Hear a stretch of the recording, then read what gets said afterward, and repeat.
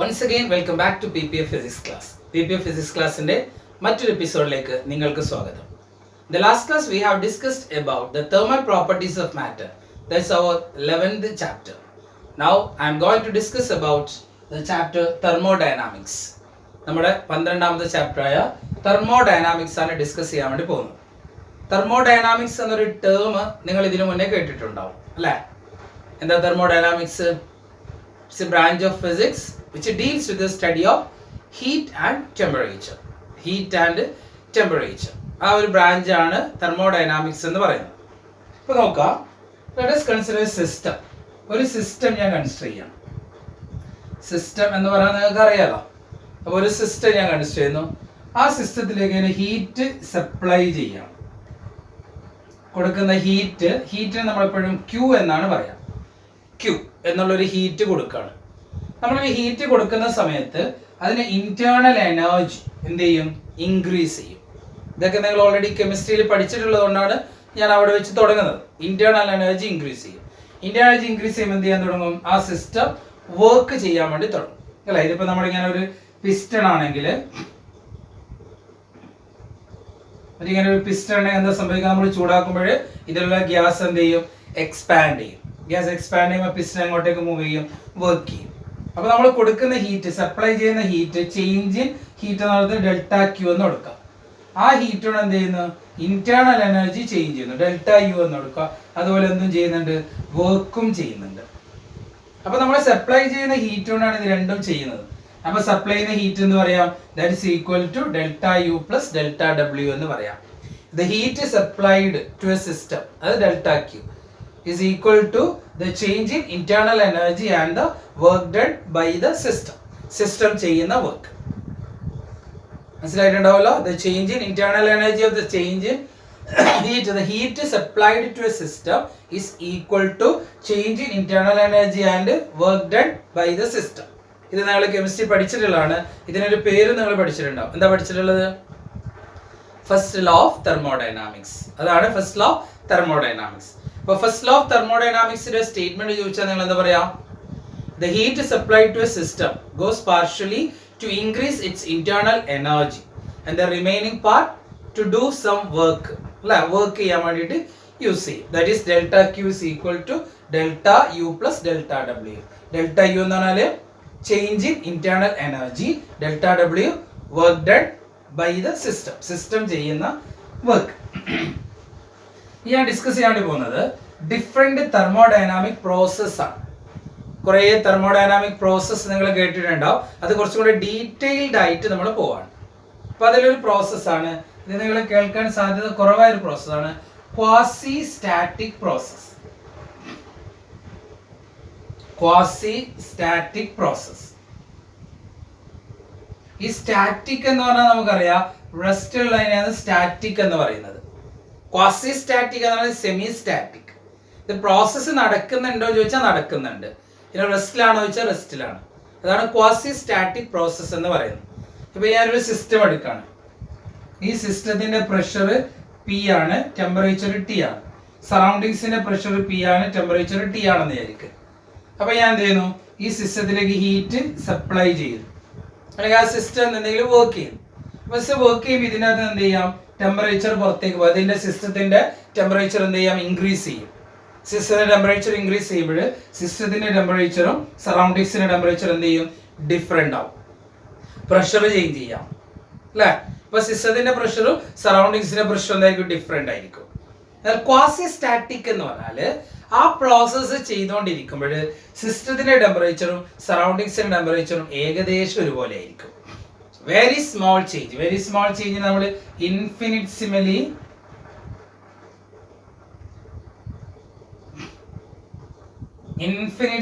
Small change ആണ് ഉണ്ടാവുക.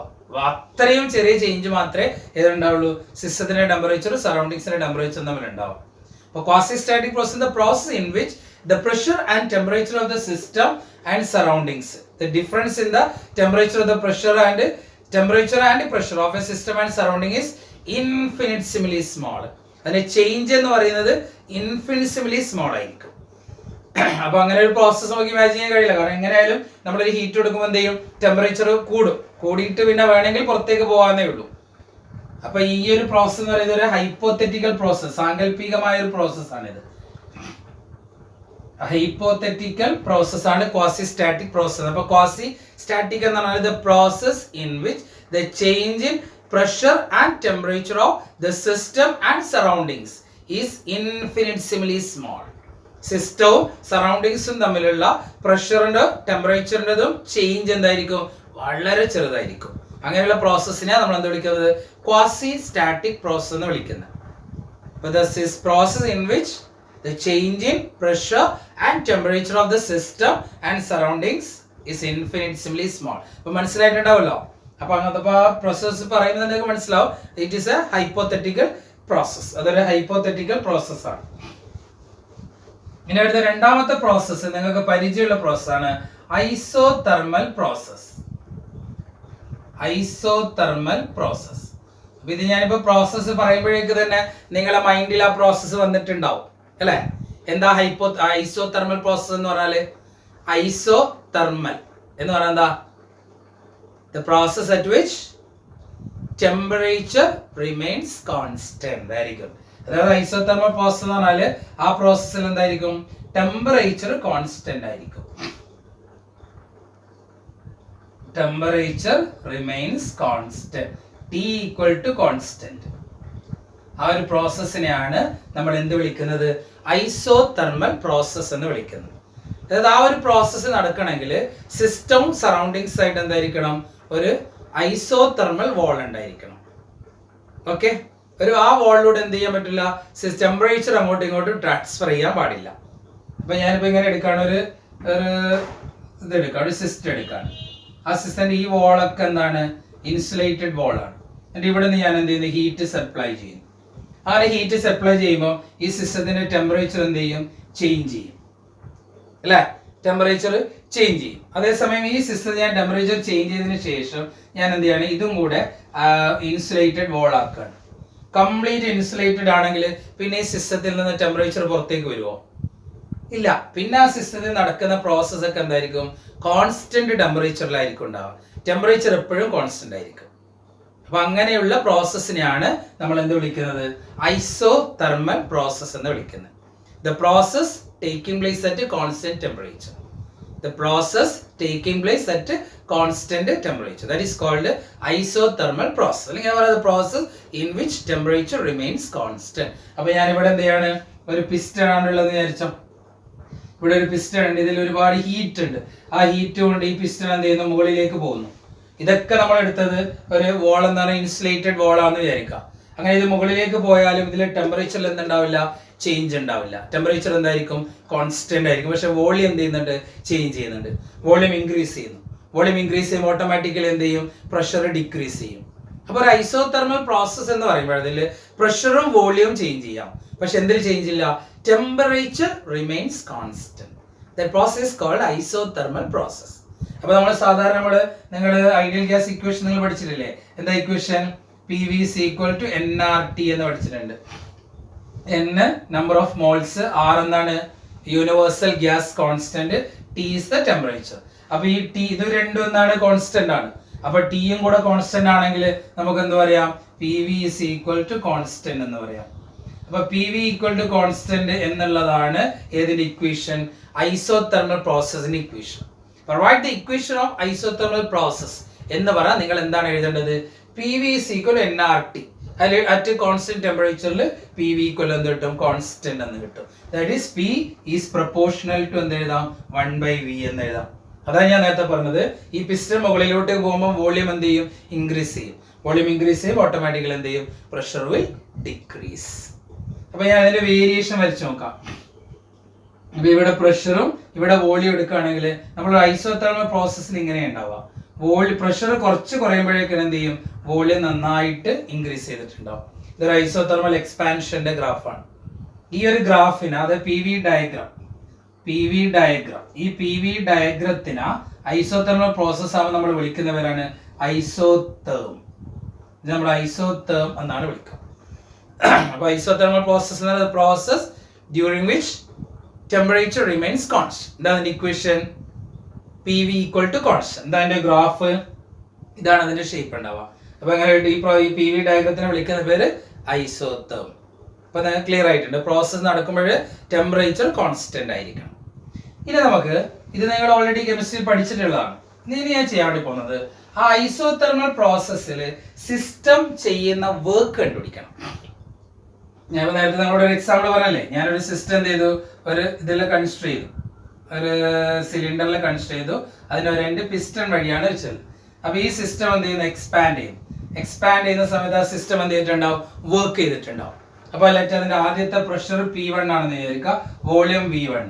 അത് എക്സ്പാൻഡ് ചെയ്തിട്ട് എന്ത് ചെയ്യുന്നു, P2 V2 ആയെന്ന് കരുത്.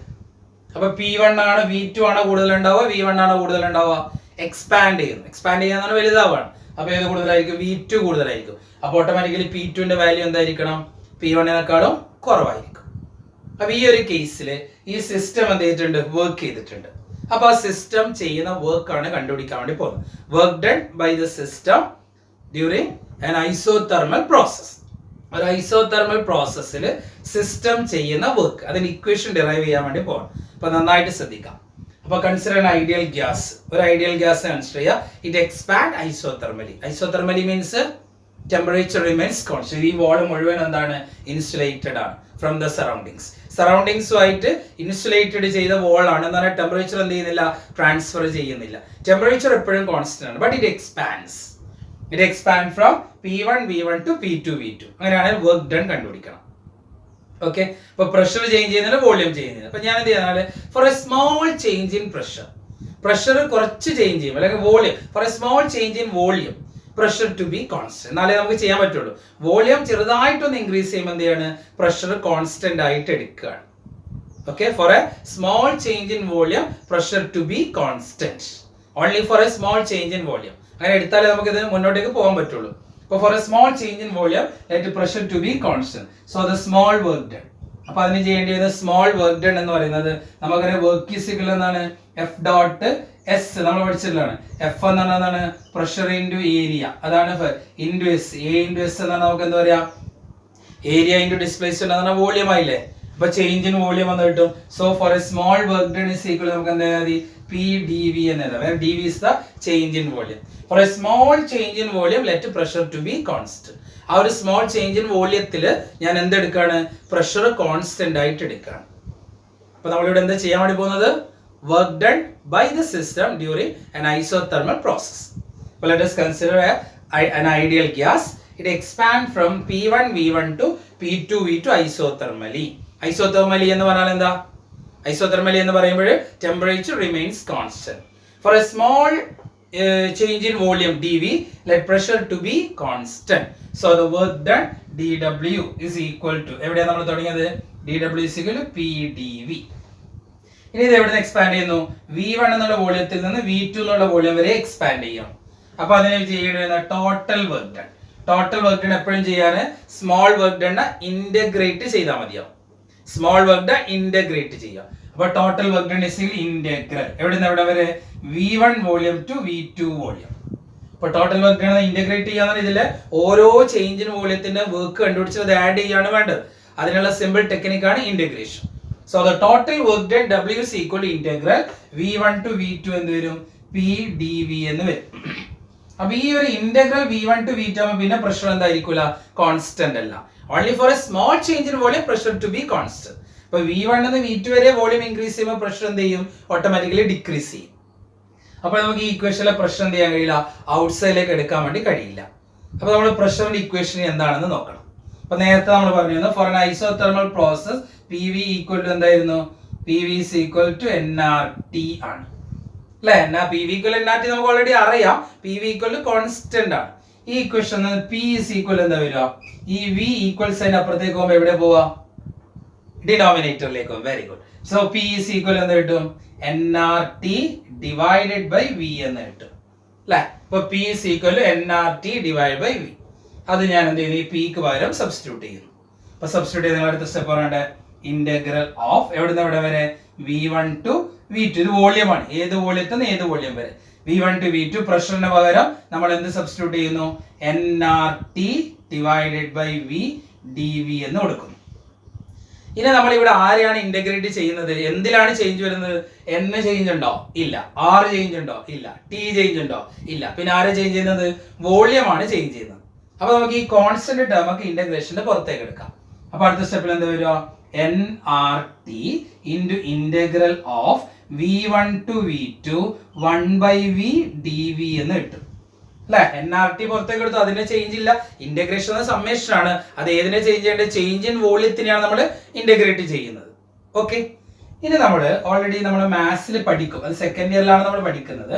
ഇന്റഗ്രൽ ഓഫ് 1/x dx എന്ന് പറഞ്ഞാൽ that is equal to log x ആണ്. Integral of 1/x dx is equal to log x ആണ്. അത് നമ്മൾ സ്റ്റാൻഡേർഡ് ഇക്വേഷൻ ആണ്, അത് നമ്മൾ പഠിക്കുന്നതാണ്. അപ്പൊ അങ്ങനെ വരുമ്പോൾ ഇന്റഗ്രൽ ഓഫ് 1/v dv എന്താണ് വരിക? എക്സിന് പകരം v ആയി. ഇന്റഗ്രൽ ഓഫ് 1/v dv എന്ത് വരും? log v എന്ന് വരും. അപ്പൊ ഞാൻ ഇവിടെ ഇന്റഗ്രൽ ഓഫ് 1/v dv ക്ക് എന്ത് സബ്സ്റ്റിറ്റ്യൂട്ട് ചെയ്യണം? log v എന്ന് സബ്സ്റ്റിറ്റ്യൂട്ട് ചെയ്യണം.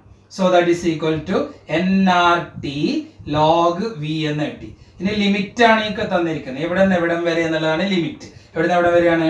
v1 to v2.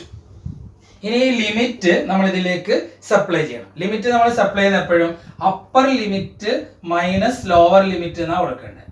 Upper limit minus lower limit, അങ്ങനെയാണ് നമ്മൾ എന്ത് ചെയ്യുക? ലിമിറ്റ് കൊടുക്കുക.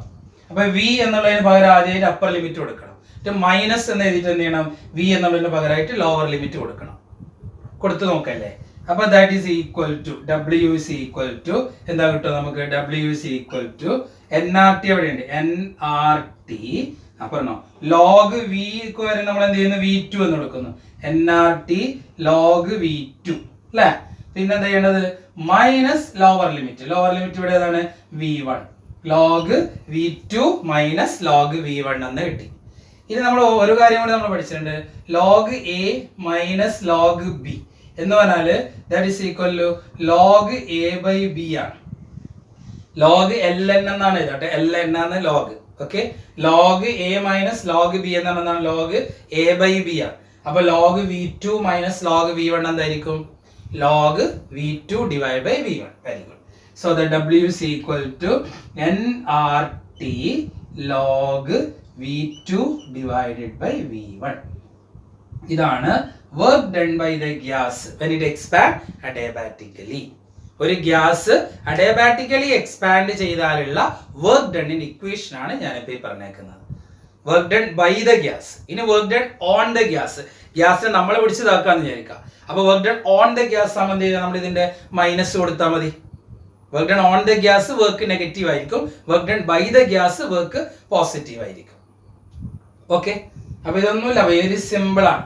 ഇത് നിങ്ങൾ ഓർത്ത് വെക്കുക. Four a small change in volume let pressure to be constant.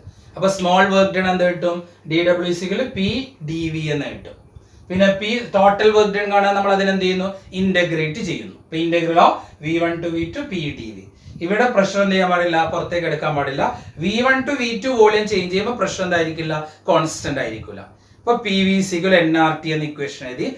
അതിൽ നിന്നും പി ഈക്വൽ എന്ന് കിട്ടി നമുക്ക് N R T divided by V എന്ന് കിട്ടി. അത് നമ്മളിവിടെ സബ്സ്റ്റിറ്റ്യൂട്ട് ചെയ്തു. പിന്നെ ഇതിൽ എൻ ആർ ടി കോൺസ്റ്റന്റ് ആണ്, അത് പുറത്തേക്ക് എടുത്തു. പിന്നെ integral of v1 to v2 1/v dv എന്ന് കിട്ടി. Integral of 1/v dv equal എന്താണ്? log v ആണ്. നമ്മൾ എന്ത് ചെയ്തു? ഇവിടെ സബ്സ്റ്റിറ്റ്യൂട്ട് ചെയ്തു. അപ്പൊ N R T log v between the limits v1 to v2. Limit എങ്ങനെ സപ്ലൈ ചെയ്യാം? Upper limit minus lower limit. Limit നമ്മൾ സപ്ലൈ ചെയ്തു. then log a minus log b is equal to log of a by b എന്നാണ്. that is equal to w is equal nRT log v2 by v1 എന്ന് കിട്ടും. Okay. ഇപ്പൊ very simple ആണ്, നന്നായിട്ടൊന്ന് ചെയ്ത് പഠിക്കുക. that's about isothermal process. ഇപ്പൊ നമ്മുടെ രണ്ടാമത്തെ പ്രോസസ് ആണ് ഐസോതെർമൽ പ്രോസസ്. നമ്മൾ അടുത്ത പ്രോസസ്സിലേക്ക് പോവാണ്. അടുത്തത് അഡിയബാറ്റിക് പ്രോസസ്. മൂന്നാമത്തെ പ്രോസസ് ആണ് അഡിയബാറ്റിക് പ്രോസസ്.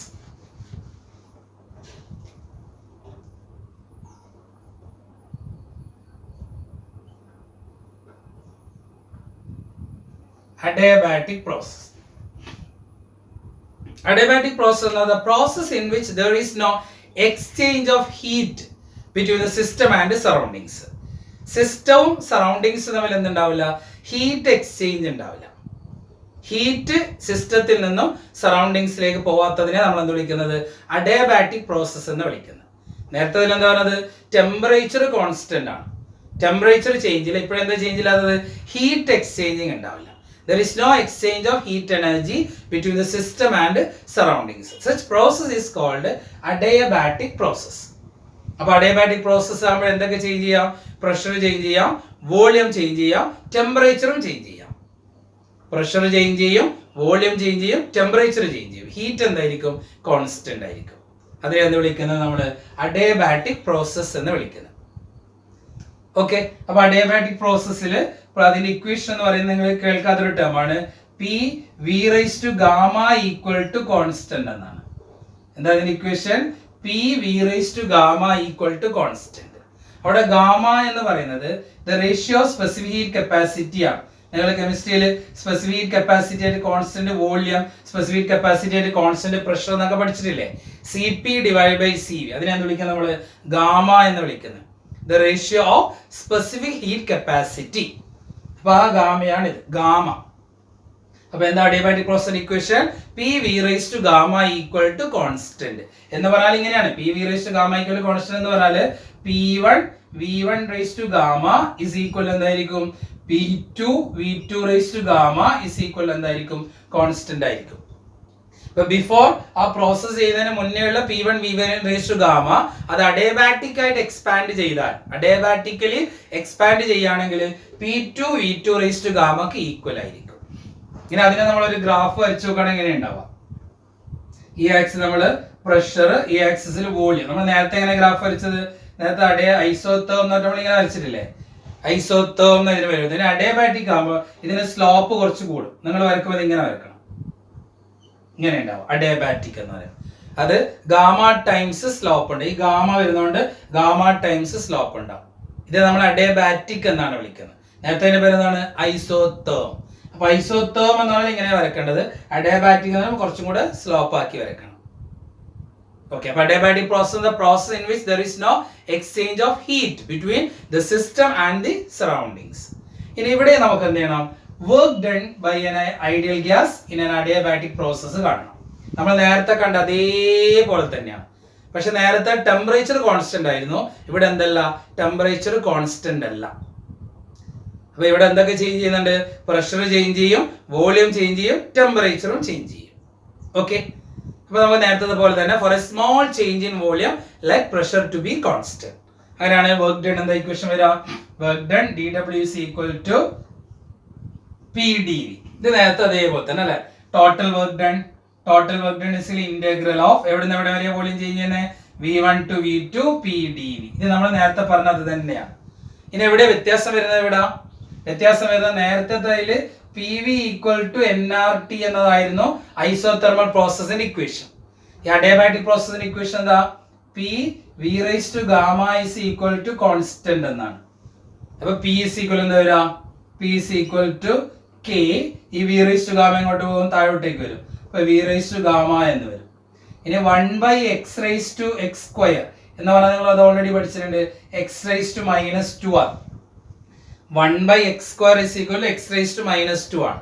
അപ്പോ k divided by v raised to gamma നേരെ നമ്മൾ മുകളിലേക്ക് കൊണ്ടുപോവുകയാണെങ്കിൽ എങ്ങനെ എഴുതാം? v raised to minus gamma എന്ന് എഴുതാം. അപ്പൊ that is equal to k v raised to minus gamma.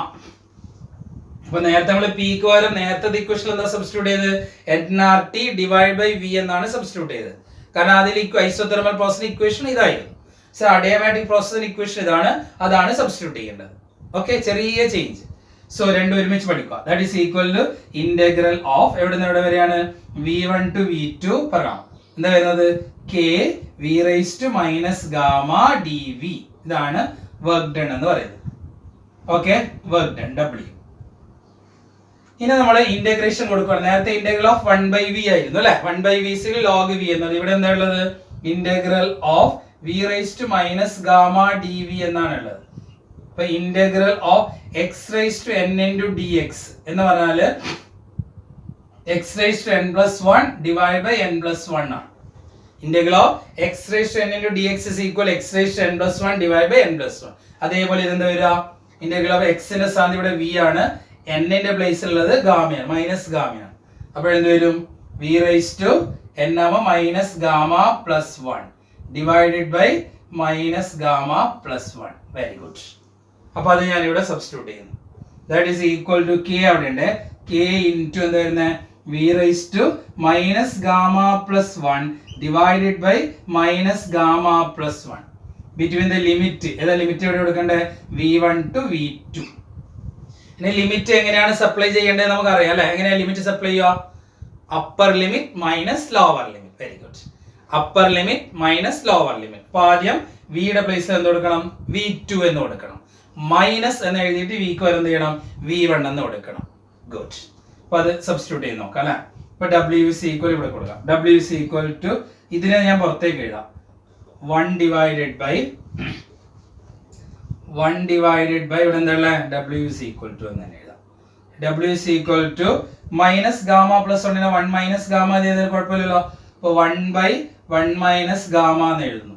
പിന്നെ ആദ്യം അപ്പർ ലിമിറ്റ് v2 കൊടുക്കണം. അപ്പോൾ k ആയിട്ട് തന്നെ ഞാൻ എഴുതാണ്.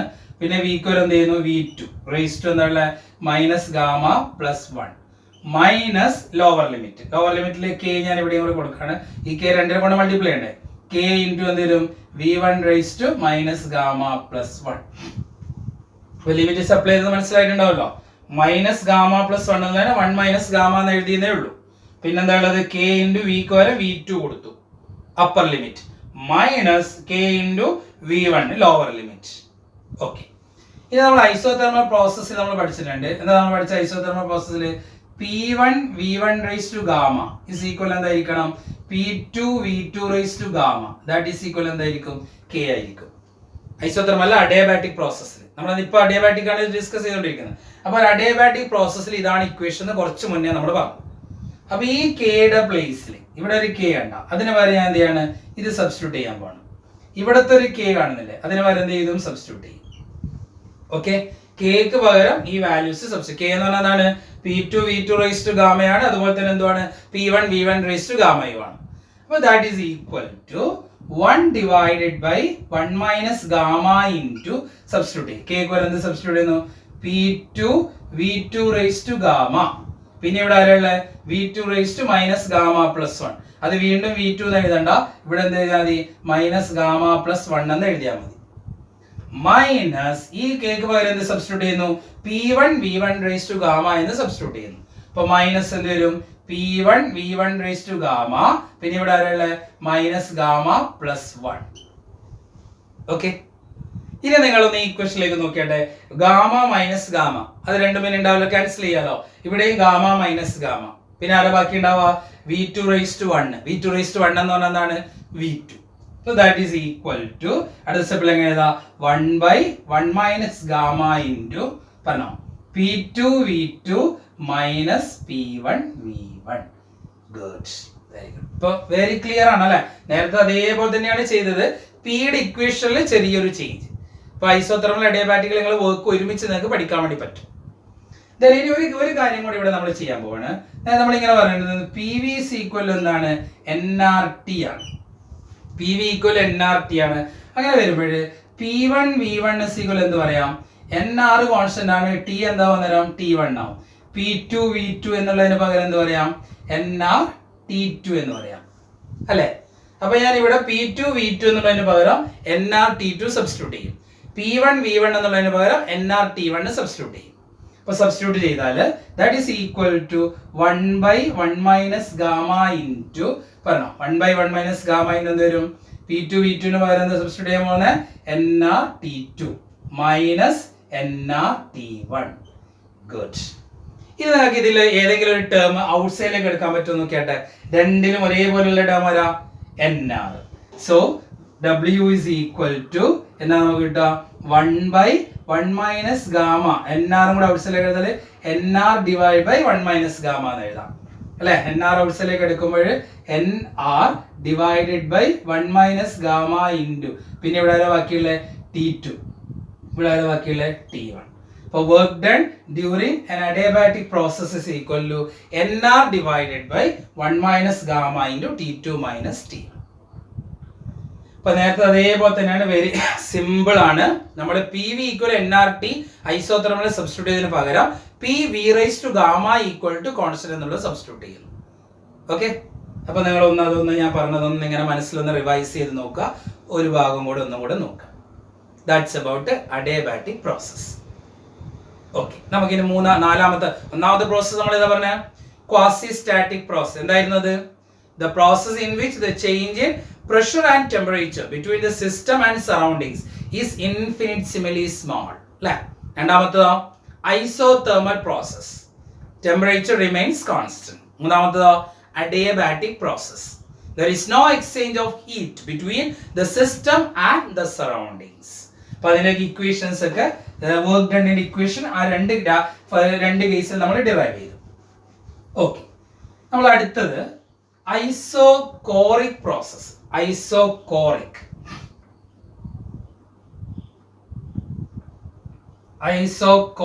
നിങ്ങൾ പറയുമല്ലോ എന്താ ഐസോകോറിക് എന്ന് പറഞ്ഞാല്?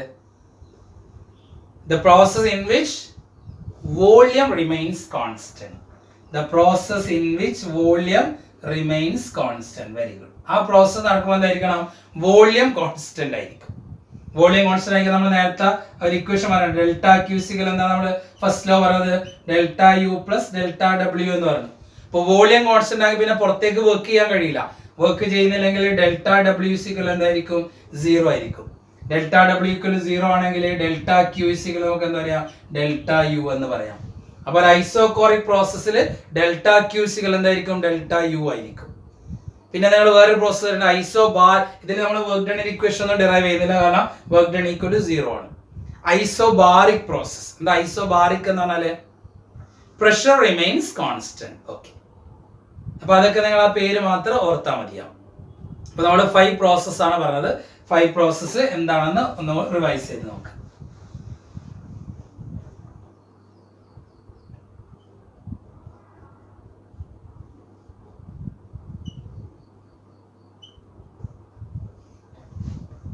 ഓക്കെ, ഇനി നമ്മൾ തെർമോഡൈനാമിക്സിൽ പ്രോസസ്സ് മൊത്തം പഠിക്കുന്നത് ഒരുപാട് ആപ്ലിക്കേഷൻസ് ഉണ്ട്.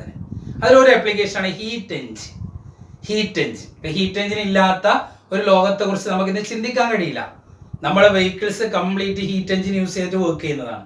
കാറ്, ബസ്, ഓട്ടോ ഏതായാലും അതിലൊക്കെ യൂസ് ചെയ്യുന്ന എഞ്ചിനാണ് ഹീറ്റ് എഞ്ചിൻ എന്ന് പറയുന്നത്.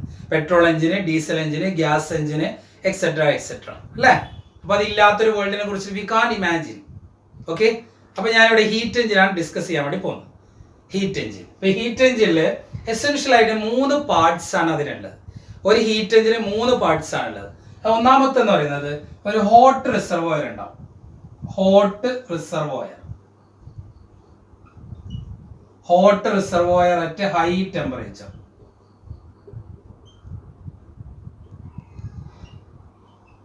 ഒന്നാമത്തെ പാർട്ട് ഉണ്ടാകുന്നത് hot reservoir at high temperature. ആ ഹൈ ടെമ്പറേച്ചർ നമുക്ക് T1 എന്ന് കൊടുക്കാം. പിന്നെ അതിലുണ്ടാകുന്ന വർക്കിംഗ് സബ്സ്റ്റൻസ് ഉണ്ടാവും. എന്താണെന്ന് ഞാൻ ഡീറ്റെയിൽ ആയിട്ട് പറയാം. വർക്കിംഗ് സബ്സ്റ്റൻസ് ഉണ്ടാവും. പിന്നെ അതിലുണ്ടാവുന്നത് കോൾഡ് റിസർവോയർ ഉണ്ടാവും. Cold reservoir at low temperature. Low ടെമ്പറേച്ചറിന് T2 എന്ന് കൊടുക്കാം. അപ്പൊ അതിലെന്തൊക്കെ ഉണ്ടാവുന്നത്? Hot reservoir at high temperature T1, പിന്നെ എന്താ ഉണ്ടാവുക? Working substance, then cold reservoir at low temperature T2. ഇതാണ് ഒരു ഹീറ്റ് എഞ്ചിൻ എസെൻഷ്യൽ പാർട്സ് എന്ന് പറയുന്നത്. ഈ ഹോട്ട് റിസർവോയർ ആണെങ്കിൽ നമുക്ക് സോഴ്സ് എന്ന് വിളിക്കാം, സോഴ്സ് ഓഫ് ഹീറ്റ് എന്ന് വിളിക്കാം. കോൾഡ് റിസർവോയർ നമ്മൾ വേണമെങ്കിൽ എന്ത് വിളിക്കും? സിങ്ക് എന്ന് വിളിക്കും. അപ്പൊ നമ്മളൊരു വെഹിക്കിൾസിലൊക്കെ ആണെങ്കിൽ ഈ കോൾഡ് റിസർവോയർ എന്ന് പറയുന്നത് സറൗണ്ടിങ്സ് ആണ്. ഓക്കെ, അപ്പൊ എന്തൊക്കെയാ അതിന്റെ പാർട്സ് ഏതൊക്കെയാന്ന് നിങ്ങൾ പറഞ്ഞാൽ? Hot reservoir at high temperature, working substance, cold reservoir at low temperature. അപ്പൊ ഇതിനെ നമുക്ക് എങ്ങനെയാണ് ഇതിന്റെ വർക്കിംഗ് എന്ന് നോക്കാം. അപ്പൊ ഈ വർക്കിംഗ് സബ്സ്റ്റൻസ് എന്ത് ചെയ്യും? ഹോട്ട് റിസർവോയറിന് ഹീറ്റ് അബ്സോർബ് ചെയ്യും. Working substance absorb heat from the hot reservoir. Hot reservoir എന്നത് ഹീറ്റ് അബ്സോർബ് ചെയ്യും. ആ അബ്സോർബ് ചെയ്യുന്ന ഹീറ്റിനെ നമുക്ക് Q1 എന്ന് വിളിക്കാം. Q1. ദെൻ ആ അബ്സോർബ് ചെയ്ത ഹീറ്റിനെ അത് എന്താക്കി കൺവേർട്ട് ചെയ്യും? വർക്ക് ആയിട്ട് കൺവേർട്ട് ചെയ്യും. It absorb heat from the hot reservoir and do some work. ഈ കംപ്ലീറ്റ് ഹീറ്റിന് എന്ത് ചെയ്യാൻ കഴിയില്ല? ഇയാൾക്ക് വർക്ക് ആയിട്ട് കൺവേർട്ട് ചെയ്യാൻ കഴിയില്ല. കുറച്ച് ഹീറ്റ് അതിൽ ബാക്കിയുണ്ടാവും. അങ്ങനെ ഹീറ്റ് കുറേ ബാക്കിയായാൽ പിന്നെ ഇവിടെ നിന്ന് ഹീറ്റ് അബ്സോർബ് ചെയ്യുന്നത് കുറയും. അതുകൊണ്ട് ആ ബാക്കി വരുന്ന ഹീറ്റ് എന്ത് ചെയ്യണം, അത് സറൗണ്ടിങ്സിലേക്ക് കൊടുക്കുക, അതായത് ലോ ടെമ്പറേച്ചർ ലെവലിലേക്ക് കൊടുക്കണം. അതാണ് പിന്നെ ചെയ്യുന്നത്. Remaining part is rejected into the sink. ബാക്കിയുള്ള ഭാഗം ആർക്ക് കൊടുക്കും, സിങ്കിന് കൊടുക്കും. അപ്പൊ മനസ്സിലായിട്ടുണ്ടല്ലോ. ഹോട്ട് റിസർവോയർ അതിൽ എന്തൊക്കെയുള്ളത്, അതിലുണ്ടാകുന്ന hot reservoir, source of heat, cold reservoir. അപ്പൊ എന്താ സംഭവിക്കുന്നത്, it absorb heat, working substance absorb heat from the hot reservoir. Hot reservoir എന്ന് പറഞ്ഞാൽ സോഴ്സ് എന്ത് ചെയ്യും, ഹീറ്റ് അബ്സോർബ് ചെയ്യും. അബ്സോർബ് ചെയ്യുന്ന ഹീറ്റ് ആണ് Q1. എന്നിട്ട് ആ Q1 എന്താക്കിയിട്ട് മാറ്റും, Q1 വർക്ക് ആയിട്ട് കൺവേർട്ട് ചെയ്യും. പക്ഷെ മുഴുവൻ ഹീറ്റും വർക്ക് ആയിട്ട് കൺവേർട്ട് ചെയ്യാൻ കഴിയില്ല. അപ്പൊ ബാക്കി വരുന്ന ഹീറ്റ് ഉണ്ടല്ലോ, ബാക്കി വരുന്ന ഹീറ്റ് ആ വർക്കിംഗ് സബ്സ്റ്റൻസ് ആർക്ക് കൊടുക്കും, കോൾഡ് റിസർവോയറിന് കൊടുക്കും. ഇത്രേ നമുക്ക് പറയാനുള്ളൂ, ഡീറ്റെയിൽ ആയിട്ട് പറയാനില്ല. അപ്പൊ explain the working of a heat engine എന്ന് വെച്ചാൽ നിങ്ങൾ ഇത്ര പറഞ്ഞാൽ മതി. അതൊരു സീരീസ് ഓഫ്, ഒരു സൈക്കിൾ ഓഫ് പ്രോസസ്സിലൂടെയാണ് അത് ഇങ്ങനെ കടന്നു പോകുന്നത്. അപ്പൊ എന്തൊക്കെയാ സൈക്കിൾ ഓഫ് പ്രോസസ്സ്? Working substance absorbs heat from the hot reservoir and do some work. The remaining part is rejected into the sink. എന്ത് ചെയ്യും, വർക്കിംഗ് സബ്സ്റ്റൻസ് ഹോട്ട് റിസർവോയറിന് ഹീറ്റ് അബ്സോർബ് ചെയ്യും, വർക്ക് ആയിട്ട് കൺവേർട്ട് ചെയ്യും. പക്ഷെ മുഴുവൻ വർക്ക് എന്ത് ചെയ്യാൻ കഴിയില്ല, മുഴുവൻ ഹീറ്റ് എന്ത് ചെയ്യാൻ കഴിയില്ല, വർക്ക് ആയിട്ട് കൺവേർട്ട് ചെയ്യാൻ കഴിയില്ല. ബാക്കിയുള്ള ഹീറ്റ് അത് ആർക്ക് കൊടുക്കും. എന്തിനാ അത് ചെയ്യുന്നത്, വീണ്ടും ഹീറ്റ് അബ്സോർബ് ചെയ്യണമെങ്കിൽ ആ പ്രോസസ് നടക്കണം. So here Q1 is equal, നമുക്ക് എന്താ W divided by W plus Q2 എന്ന് പറയാം. ഇനി ഇവിടെ ഒരു ഹീറ്റ് എഞ്ചിൻ എഫിഷ്യൻസി എന്നൊരു ടേം ഉണ്ട്. എഫിഷ്യൻസി ഓഫ് ഹീറ്റ് എഞ്ചിൻ, എത്ര നല്ല ഹീറ്റ് എഞ്ചിൻ ആണെന്നൊക്കെ നമ്മൾ നോക്കുക, അതിന്റെ എഫിഷ്യൻസി നോക്കിയിട്ടാണ്. എഫിഷ്യൻസി ഓഫ് ഹീറ്റ് എഞ്ചിൻ, ഈ എഫിഷ്യൻസി എന്ന് പറഞ്ഞാൽ ഇങ്ങനെ ഒരു ടേം എന്നെ എഴുതി ഹീറ്റ് ആണെന്നത് വായിക്കും. Efficiency of heat engine എന്ന് പറയുന്നത് it is defined as the ratio of the work done to the heat absorbed. Heat absorb ചെയ്തതിന് എത്രമാത്രം വർക്ക് ആയിട്ട് കൺവേർട്ട് ചെയ്യാൻ പറ്റുന്നുണ്ട്. മുഴുവനും വർക്ക് ആയിട്ട് കൺവേർട്ട് ചെയ്യാൻ കഴിയില്ല. ഇപ്പോൾ ഒരു 95 ഒക്കെ വർക്ക് ആയിട്ട് കൺവേർട്ട് ചെയ്യാൻ നല്ല എഞ്ചിൻ ആയിരിക്കും. അത്രയൊന്നും ഉണ്ടാവില്ല ഒരിക്കലും, ഒരു 80, 60, 40 അങ്ങനെയൊക്കെയാണ് ഉണ്ടാവുക. അപ്പോൾ heat engine efficiency W divided by Q. It is the ratio of work done by the system to the heat absorbed. It is a ratio of work done by the system. അതാണ് നമ്മൾ W കൊണ്ട് represent ചെയ്തത്. Work done by the system to the heat absorbed. W is equal, ഇവിടെ എന്താ വരിക, Q1 is equal to W plus Q2 ആണ്. അപ്പോൾ ഈ Q2 കൂടി ഇങ്ങോട്ട് വരുമ്പോൾ എന്ത് വരും, Q1 minus Q2 is equal to W എന്ന് വരും. അപ്പോൾ ഈ is equal to W എന്ന് പറഞ്ഞാൽ എന്ത് ചെയ്ത് ഞാൻ Q1 minus Q2 എന്ന് കൊടുക്കുന്നു, ഡിവൈഡ് എന്ത് വരിക, Q1 എന്ന് കൊടുക്കാം. ഞാൻ അത് രണ്ട് ടേമിനെയും ഡിവൈഡ് ചെയ്യുകയാണെങ്കിൽ Q1 divided by Q1 minus എന്ത് കിട്ടും, Q2 divided by Q1 എന്ന് കിട്ടും. Q1 divided by Q1 എന്ന് പറഞ്ഞാൽ എന്താണ്, 1. So efficiency of the heat engine is equal to 1 minus Q2 divided by Q1 ആണ്.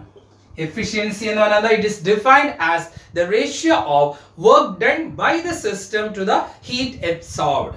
അതായത് ഹീറ്റ് അബ്സോർബ് ചെയ്യുന്ന എത്രമാത്രം അത് വർക്ക് ആയിട്ട് കൺവേർട്ട് ചെയ്യുന്നുണ്ട്. ഇപ്പോൾ ഹീറ്റ് എഫിഷ്യൻസി കൂടുതലാണെന്ന് പറയുന്ന മീനിങ് എന്നാ, it convert more heat into the work. Okay, അപ്പൊ എഫിഷ്യൻസി എന്നുള്ളത് ഒരിക്കലും 1 ആവുന്നില്ല, കാരണം മുഴുവൻ ഹീറ്റ് എന്ത് ചെയ്യില്ല, ഒരിക്കലും വർക്ക് ആയിട്ട് കൺവേർട്ട് ചെയ്യാൻ കഴിയില്ല. That's about heat engine. അപ്പൊ ഇത്രയാണ് നമുക്ക് ഈ ലെസണിൽ പഠിക്കാനുള്ളത്. അപ്പൊ നിങ്ങളൊരു 2-3 പ്രാവശ്യം നിങ്ങൾ വീഡിയോ കാണാം. വളരെ എളുപ്പമുള്ള ലെസൺ ആണ് അല്ലെ, കമ്പാരിറ്റീവ്ലി നല്ല എളുപ്പമുള്ള ലെസൺ ആണ്. നമ്മളെ റിയൽ ലൈഫിൽ, നമ്മളെ ഡെയിലി ലൈഫിൽ അപ്ലൈ ചെയ്യുന്ന സാധനങ്ങളൊക്കെയാണ് ഇതൊക്കെ. അപ്പൊ അതുകൊണ്ട് നന്നായിട്ട് 1-2 പ്രാവശ്യം വീഡിയോ കണ്ട് നന്നായിട്ട് പഠിക്കുക.